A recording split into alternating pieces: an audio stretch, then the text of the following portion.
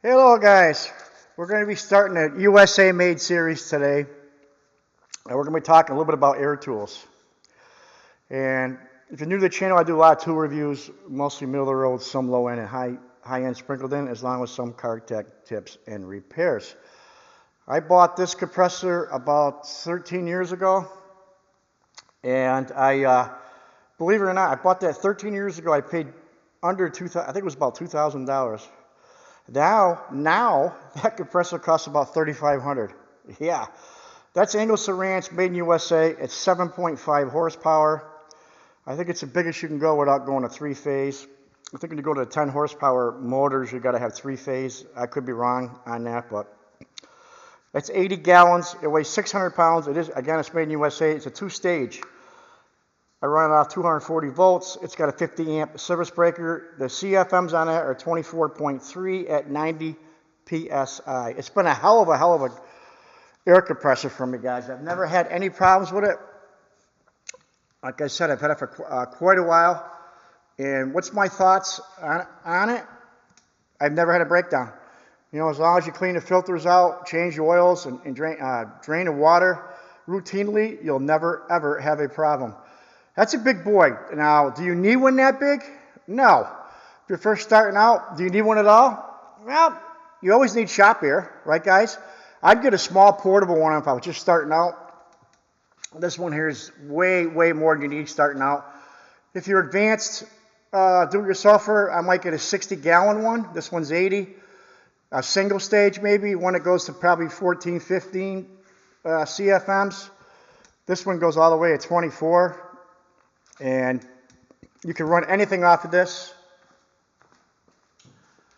You can run a sandblaster, grinders, just about anything, you know.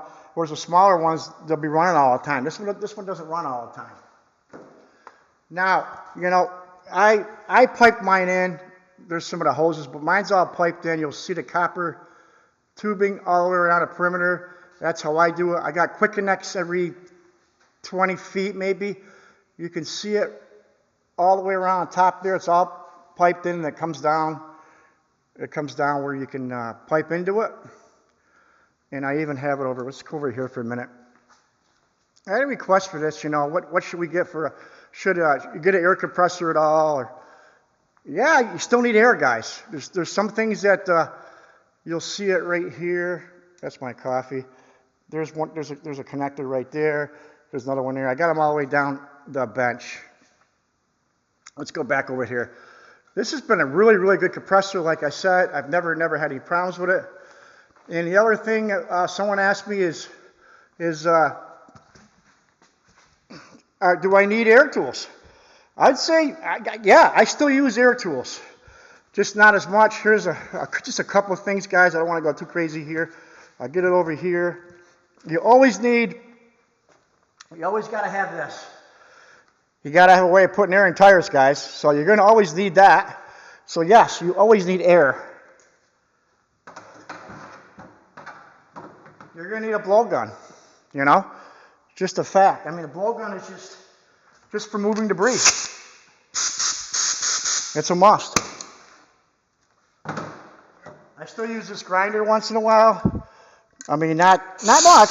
I got so many tools.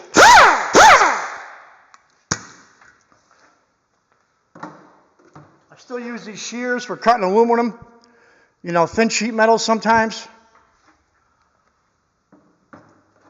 I still use die grinders, even though I got, this is a right angle one, even though I got some over here that are battery. I still use my little DA. I love this thing.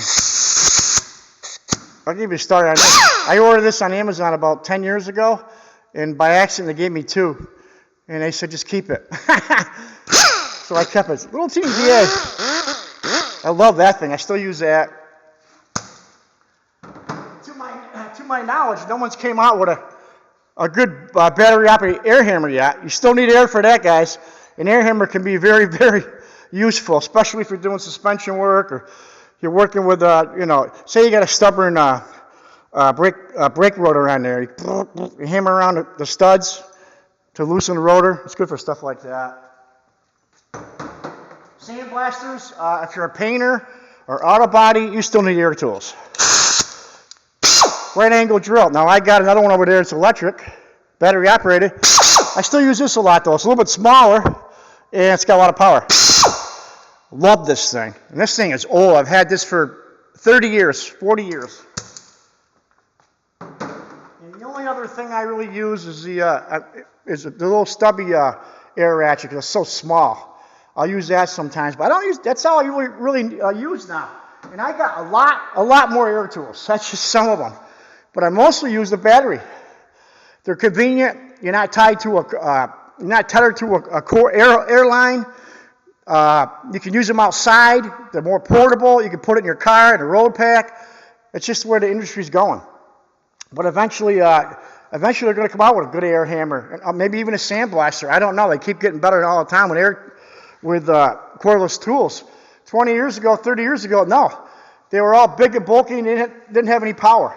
So the industry has changed as far as mechanical, but air is still needed. Is air king? Air was king at one time. Right now, I don't know. Battery operated tools are just becoming so much more powerful and reliable and compact that a lot of people use them. I know a lot of techs that use them now, you know.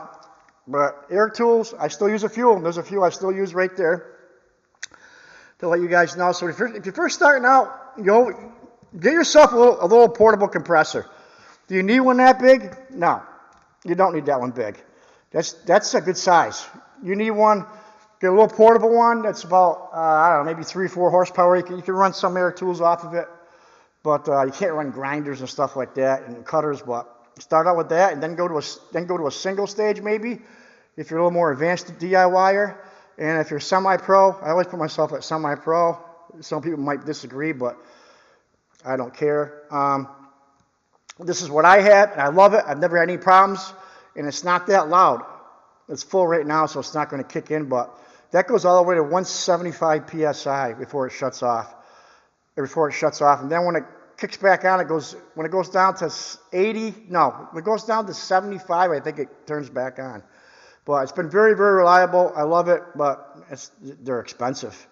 I can't believe how much that's gone up, and it's gone up almost double than when I bought it. All right, guys, that's it for today. Just a short video here, and stay tuned tomorrow's giveaway. If you're a subscriber and you commented on the video that I had a couple days ago, it was Thursday, I think. You're eligible to be put in that giveaway. It was some wrenches, it was some Carlisle wrenches, and the Icon ratchet. Just my thoughts. I had some feedback on this. They wanted to know what I thought about what size compressor do you need? Do you need one at all? And yeah, you still need a compressor, guys. Air is still needed. You know, like I said, you put air in your tires, the blowgun, a couple cutters and grinders, air hammer, obviously, and a few others. But until battery operated catches up with some of the other things, but it is slowly catching up. You know, if you're working on cars and you're into body work, yeah, they use air tools all the time. You know, DAs, sprayers, whatever. They use it a lot in that industry. But in the mechanical industry, it's not as common as it once was. I can tell you that. All right, guys. I hope this helps some people, and I got to get my coffee. My coffee's up there, but I want to thank everybody who has subscribed. You guys have been great, and stay tuned for tomorrow's big giveaway. Take care, guys.